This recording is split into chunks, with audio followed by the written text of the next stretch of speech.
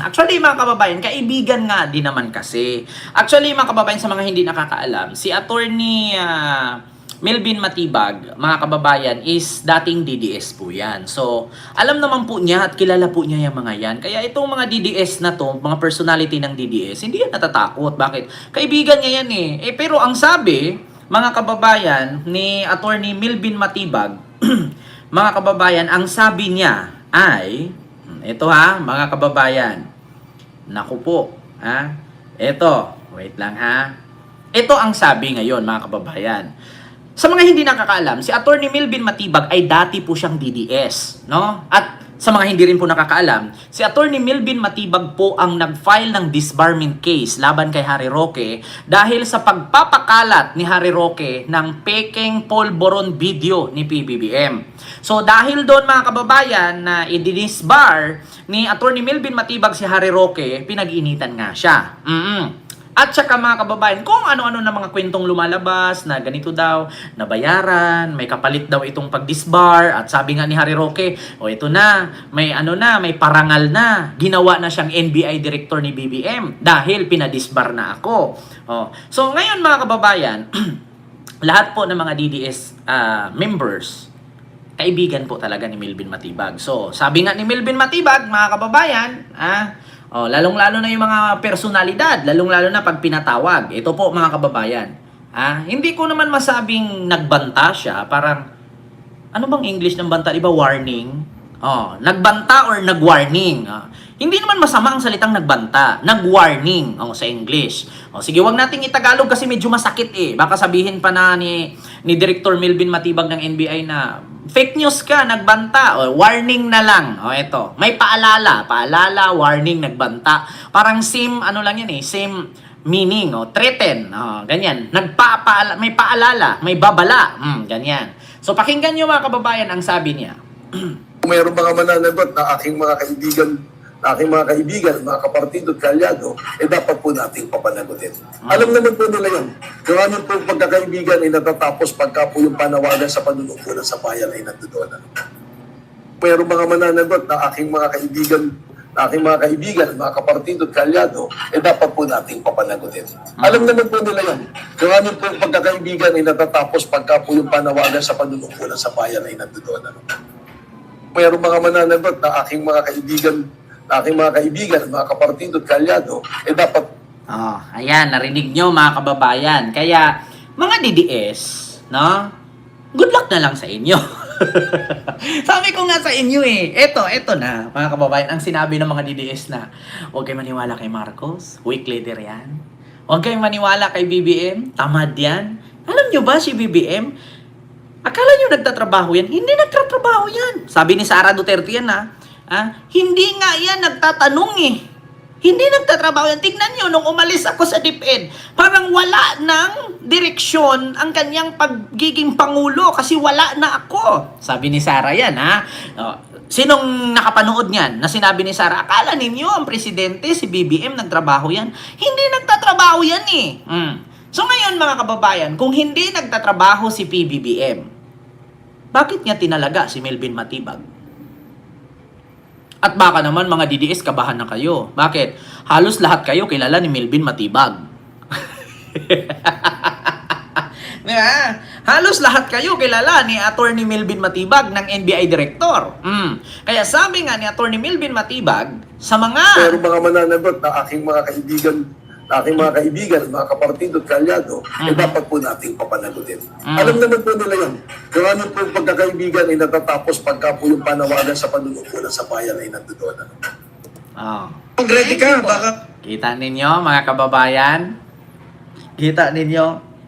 Nagbanta na ang NBI Director na si Attorney Melvin Matibag sa mga kaalyado ko, kaibigan ko at mga kakilala ko.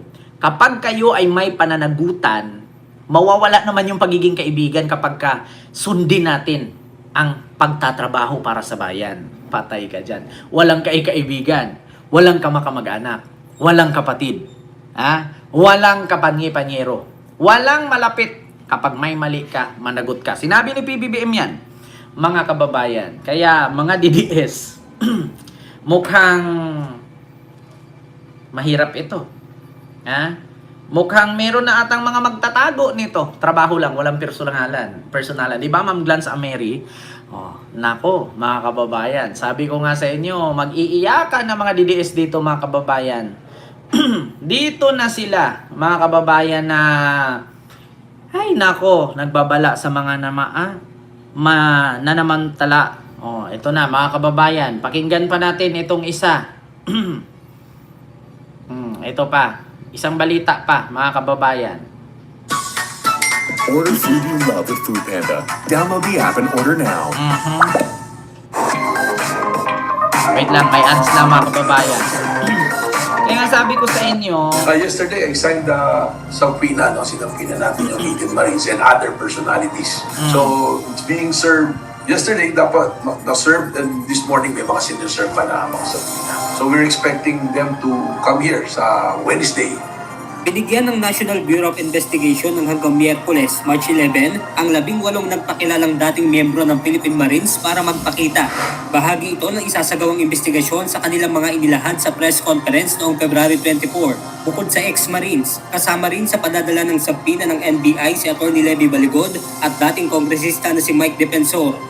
At narinig ko naman sa balita si Atty. Balikod, sinasabi nila na willing nilang harapin kahit anong investigasyon. Ayan na. Kasama rin yata dating congressman, dating congressman Mike Defensor, na kung ano yung magpapatawag, kahit sino magpatawag, handa silang umarap.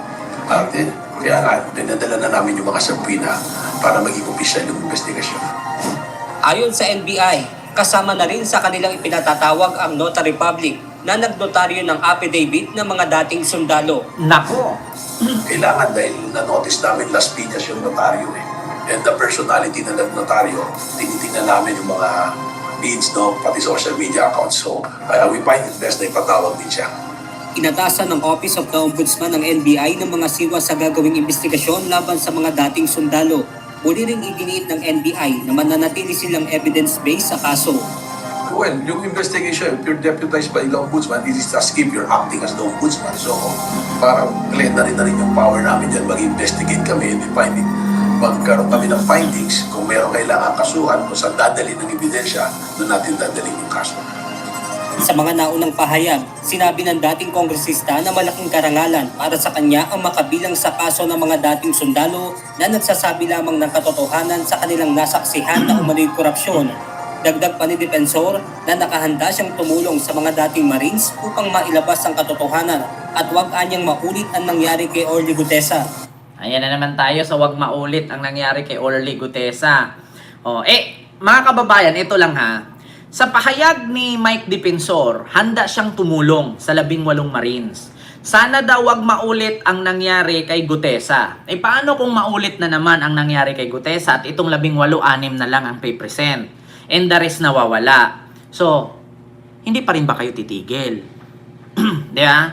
Alam nyo, katulad kay Amy to mga kababayan, katulad kay Amy Marcos, alam nyo yung uunahan na nila yung pangyayari. Magbibigay na sila ng warning, magbibigay sila ng sign, para kapag dumating ang punto, darating ang panahon na pinapresent tapos hindi dumating, at least sinabi na nila.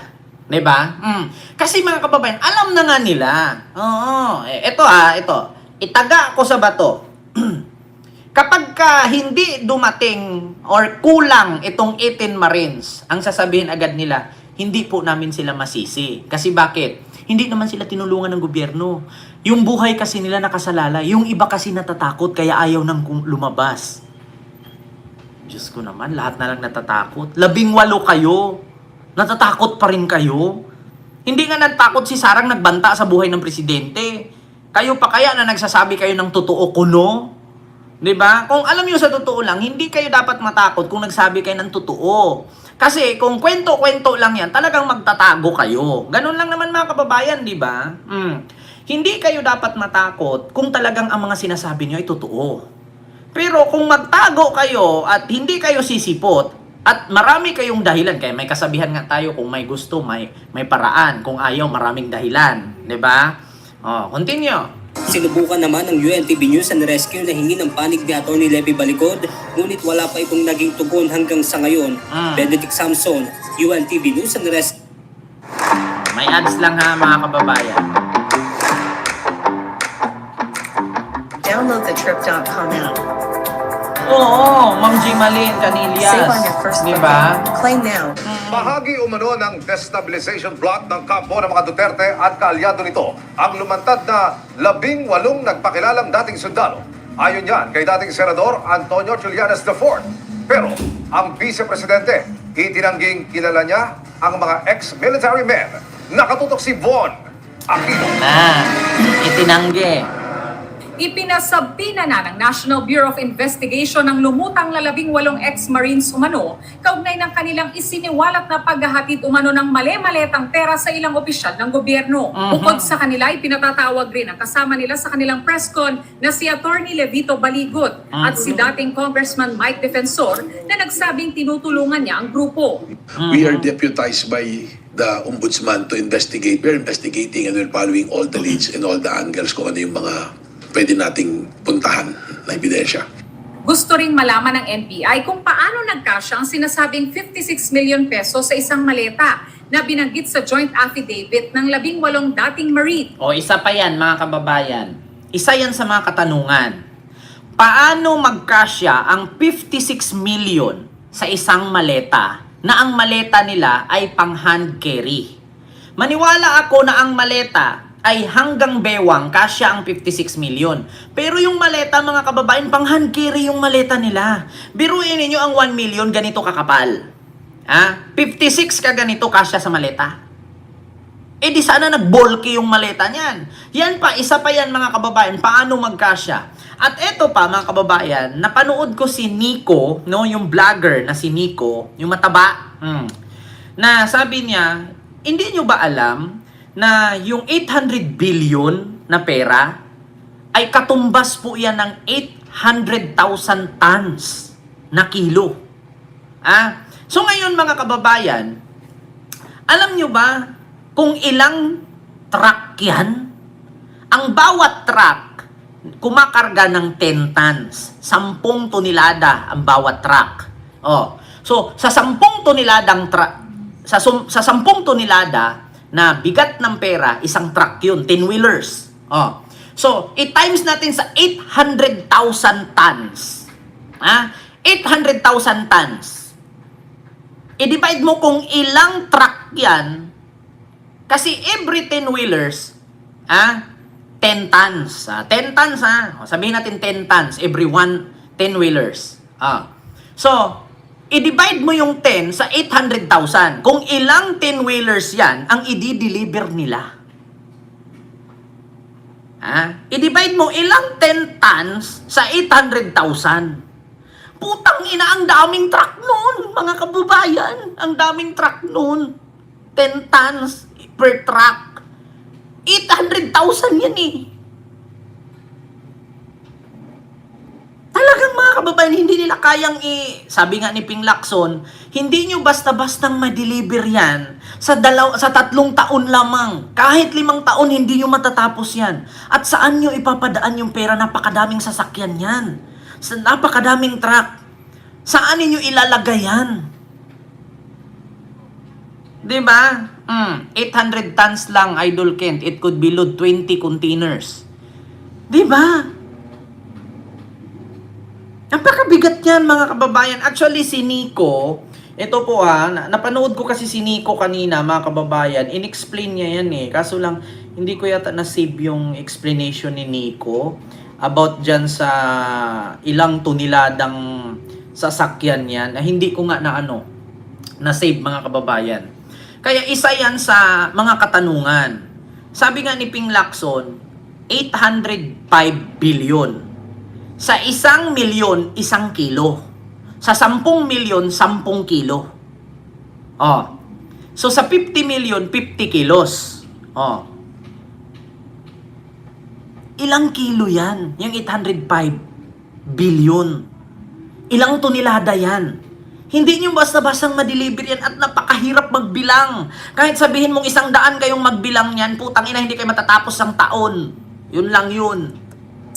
Yun yung isang tiningnan ko rin sa joint affidavit, yung pumunta sila sa may Balero, nagpalit sila ng $2 million, 2 maleta na tag 56 million.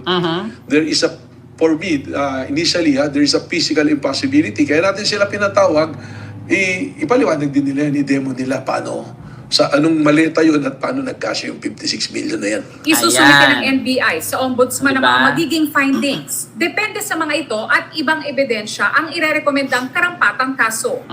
Ayon kay dating Senador Antonio Trillanes IV, bahagi umano ng destabilization plot ng kampo ng mga Duterte at mga kaalyado ang paglantad ng mga ex-Marines. Kasi nga, this is all part of a destabilization effort by the Duterte camp against the Marcos administration. Kasi lalo na with this impeachment case that's about to start, Ni Sara. no? The presentation of evidence, pinipigil nila yan. Yun po yan. Kasama si Trillanes sa mga pangalang nabanggit ng mga ex-Marines. Pero dati na niyang itinanggi ang alegasyon. Dagdag niya, Actually mga kababayan na, ito, sa 1 billion po, kulang-kulang 5 kilo. Kung papel, alam ko 1 kilo ang 1 million eh. Pero ngayon kasi mga kababayan, polymer na po kasi, mabigat. Mabigat na po kasi ang 1 million kung polymer. Mabigat yun. Actually meron ako dito eh. Joke lang. ang daw sa mga plano ay galitin ng publiko, bagaman kinapusaan niya ito sa military component. Base sa aking pagpupulong sa mga contacts ko sa military, ang issue sila unang-una, si Sara ang makikinabang. Si Sara, kung mapatalsik si President Marcos, si Sara ang uupo, si Sara pro-China. Yan yung deal breaker sa mga military. Sinusubukan At saka mga kababayan, isa din yan kung bakit sila ipinatawag sa NBI at nagbanta na nga itong si NBI Director Melvin Matibag na sa mga kakilala ko, mga kaalyado ko at mga kaibigan ko, di ba? Kung meron man kayong kasalanan or mali, managot ang dapat managot. Kung batas na ang masusunod, trabaho lang, walang personalan, talagang managot kayo. Kasi isa yan mga kababayan kung bakit sila ipinatawag. Kasi maraming katanungan. Paano daw nagkasya ang 56 million sa isang maleta na ang 1 milyon mga kababayan ay ganito po yan. Ganito kakapal, ganito kalaki ha ang 1 milyon. Idalawa yan, so ganito. Kasi ito, 5 tag 100,000, so 500,000, ganito kalaki, 500,000, ganyan. Ganito kalaki, 500,000. Idalawa yan, dalawang tag 500,000. So pag idikit mo, ganito kalaki ang 1 million. Ganyan. 1 million yan ha mga kababayan. Dalawang tag 500,000. Idikit mo yan, so composed of, ganyan siya kalaki. So ang maleta ngayon, kung ang maleta na katulad doon, yung tawag pang travel, yung pang check-in, hindi yung hand carry ha, magkasya ang 56 million. Ngunit mga kababayan, yung $2 million, isa yan sa rason na paano napalitan at saang bangko yan. Yan ang isa sa imbestigahan ng NBI. Kasi marami silang sa madaling salita mga kababayan, marami silang butas. Marami talaga silang butas mga kababayan. Kung didiis kang mag-isip, sasabihin mo, ganyan naman talaga pag nabisto, maraming paraan. Maraming tanong, maraming hichibureche. Aminin nyo na lang, tanggapin nyo na lang na meron talagang nabigyan ng maleta. Ganyan sila, ganyan lagi ang sinasabi ng mga DDS. Actually, mga DDS, ito lang, alam ko naman mga bobo kayo, pero hindi kayo tanga, hindi kayo bungol. No? Kapag nagsampa kasi kayo ng kaso, hindi naman kasi pwede, pag sinabi ko ba, nakita ko pala si Sara Duterte kumain ng siomay. Yung siomay palaman daga. So maniniwala na kayo kasi sinabi ko palaman daga. Tapos nakita ko si Sarang kumain. Ngayon, pag tinanong ka, meron po ba kayong picture, sir? Meron po ba kayong video na nakita mong kumain siya? Hindi na po kasi gawain namin yan eh. Kasi kaming mga pribadong tao, hindi namin gawain yung magbibideo-video. So ngayon, pag dinala natin sa korte yan, papaniwalaan ka ng korte? Na si Sara kumain ng siomay ang palaman daga? Di ba hindi? Siyempre, ang sabihin ng korte, meron naman sigurong CCTV doon, sir, na kumain siya. Meron ka naman sigurong cellphone dyan, sir, o picture na kumain siya. Ngayon, halimbawa, mag-present ako, ito po, piskal, ito po, attorney, picture, kumain si Sara ng siomay. Ngayon, sasabihin pa ni attorney yan, di ba, may picture ka, kumain si Sara. Paano ka nakakasiguro na daga ang palaman yan? Hahanapan ka at pipigain ka ng pipigain yan. Kaya sa mga 18 Marines na nagpakilala ng bagman ni Saldico, kung sabihin ninyo na kayo ang nagpapalit ng $2 million, saang bangko yan? O, ngayon, papakita nyo, ito po yung resibo, sir, nagpapalit kami $2 million. O, tapos, alam mo ba, sir, nakasulat yan, no? Ilang piraso ang tag 1,000, ilang piraso ang papel na pera, ganyan. May ganyan yan, di ba? Pag nag-withdraw ka or nagpapalit ka, nililista yan. Ito, yung 500 banknote, 1,000 piraso. Yung 1,000 cash, 300 piraso. Di ba may ganyan-ganyan, mga kababayan? Nakalagay yan doon kung ilang piraso ang bawat pera. 50 pesos, 100, 500, 1,000, 200. Nakalista yan kung ilang piraso yung tag 200, tag 500. Oh. So ngayon, pag ilabas nila na ganun at nagtugma, sasabihin agad, anong rights mo magpapalit dito? Kasi bawat bangko may rule ang bangko. Hindi basta-basta ang bangko magpapalit ng dolyar na ganyan kalaki kung hindi ka business tycoon or wala kang hawak na pinakamalaking negosyo na kailangan mo ng perang ganyan. Mahirap, mga kababayan. May tax pa yan. May tax yan. Diyos ko. Tapos, mga kababayan, hindi agad-agad maibigay yan sa mga Marines na nagpapalit ng dolyar kasi may schedule yan. Wala naman tayong ganyan na $2 million agad sa isang bangko. Anong bangko yan? Saang bangko kayo ngayon magpapalit na magbigay ng $2 million? Mahirap yan, mga kababayan. Mag-withdraw ka nga lang 5 milyon, may schedule ka pa eh. Yung dollar pa? Diba? Dollar pa? Continue, mga kababayan. Kaya sabi nga ni Attorney Melvin Matibag ng NBI Director, nagbanta siya sa mga kaibigan niya, mga kaalyado niya, na kung meron kayong mali, no, meron kayong problema, managot kayo. Dapat managot. Di ba? Pa naming hinga ng pahayag si Vice President Sara Duterte at kanyang kampo. Pero sa kanyang online program na nakapost sa kanyang Facebook page, sinabi niyang hindi niya kilala ang dating sundalo. Hindi ko kilala to ha. Walang makakapagsabi dyan sa kanila na kinausap ko sila o nakita ko sila o kinita ko sila. Kahit man yung... Talagang walang magsasabi niyan, Sara. Sino ba naman tanga na sasabihin nakausap mo sila? Siyempre, binibriefing mo na yan. Alam niyo, sa totoo lang yung mga paliwanag ni Sara, ginawa niyang bobo ang mga tao. Didiis lang ang mauto mo, Sara. Kami hindi. Oh, hindi ko kilala yan sila, ha? Walang makapagsabi yan sa kanila na nakausap ko sila, nakita ko sila. Sino ba namang tanga nakakita ka ba na magnanakaw kumamin? Di makulong ka ngayon. Di ba? Sinong tanga? Di ba? Sinong tanga naman? Naaamin, Sara. Ikaw yung tumae, aamin ka na ikaw, hindi nakakahiya. Di ba? Oh, ulitin ko, ha? Dating sundalo. Hindi ko kilala to ha. Walang makakapagsabi dyan sa kanila na kinausap ko sila o nakita ko sila o kinita ko sila. Kahit man yung mga kasama nila, yung abogado. Walang makakapagsabi dyan sa kanila na alam ko kung ano yung ginagawa nila. Ito, mga ordinaryong tao na nagsabi, ito yung alam namin sa korupsyon eh. Pero makikita nyo, sobrang tahimik nung gobyerno. Wala man lang silang, we take this seriously. Para sa GMA Integrated News, Alam nyo, yung script nyo, Sara, mali-mali na eh. Alam nyo ba, noon pa yan sinabi ni Digong? At alam nyo ba na ilang beses nag-live si Dado? Yung mga retired Marines, yung mga retired military, lumabas na kayo, 40 million kami lahat. Sinabi ni Dado yan. Tapos sasabihin nyo, hindi nyo alam ha. Wala kaming ganyan ha. Hindi namin alam yung mga ganito ha. Yung mga ordinaryong tao lang yan. Ilang beses sinabi yan. Ha? Mga retired Marines, retired military, lumabas na tayo. Alam ko, nandyan kayo, 40 million kami lahat. Sinabi na yan eh. Alam nyo, ito mga DDS, advice ko sa inyo, magkaroon kasi kayo ng unity. Chapter by chapter. Hintayin ninyo ang pinakataas ninyo magsalita bago kayo magsalita. Kasi bakit? Yung pinakataas ninyo itinanggi kayo.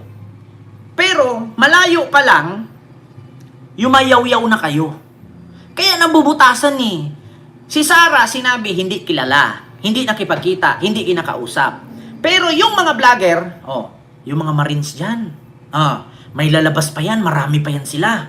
Bukod kay Gutesa, sabihin ninyo sa akin, hindi sinabi ng mga vlogger na DDS yan. Bukod kay Gutesa, marami yan. Ano ba nga si Kati Binag, kung ano-ano pinagsasabi? Hindi, Katulad doon, naalala ninyo, nag-file sila ng impeachment kay PBBM. Hindi kami DDS para mag-file kay Marcos. Pero kapag may event, nandun sila. Hindi kami mga DDS. Di ba nagalit sila nung tinawag na, Sir, mga DDS po ba kayo? Yung nandoon si Mike Defensor, nandoon si Chabet, nandoon si Katibinag, si Respicio. Di ba nandun sila nung nag-file sila ng impeachment ni PBBM? Sir, mga DDS po ba kayo? Hindi kami DDS. Walang ganyan. Hindi mga pangit yung mga ganyang katanungan eh. Tapos magugulat ka pag may event, nandun sila sa stage. Kapag mayroong rally patungkol kay Marcos, andun sila isa-isang nagsasalita. Parang si Malutik ya, DDS ka po ba, Mamalo? Hindi ako DDS. Sino pa yung isang tinanong na DDS po ba kayo? Hindi kami DDS. Si Kiko Barsaga, hindi kami DDS. Mayroong nagsabi sa akin na DDS daw ako. Alam niyo, puro tanggi. Binagsakan na kayo ng kabubuhan, tatanggi pa rin kayo. Diba? Hindi kami mga DDS. Wala kaming ganyan. Parang si Guanzon, DDS ka po ba, ma'am? Hindi kami DDS. Hindi ako DDS. Walang ganyan. Walang DDS. Aray mo, Guanzon. Alam ko naman hindi ka pa ulyanin, pero ba't nagpapaulyan-ulyanin ka na? Diba? Puro tangge. Bon Aquino, nakatutok, 24 oras. Diba? Kita nyo mga kababayan. Kaya mahirap maniwala sa mga ganyang pahayag. Diba? Puro tangge. Nahuhuli na kayo, hindi kayo DDS, pero pag may event, ito lang. Tatanungin ko kayo, hindi kayo DDS. Pero anong ginawa nyo sa headquarters ng DDS sa Santa Mesa? Di ba? Hindi kayo DDS. Pero pag nag-meeting sa headquarters sa Santa Mesa ng DDS headquarters, nandun kayo. So kung hindi kayo DDS, ano kayo? Visitors? Di ba?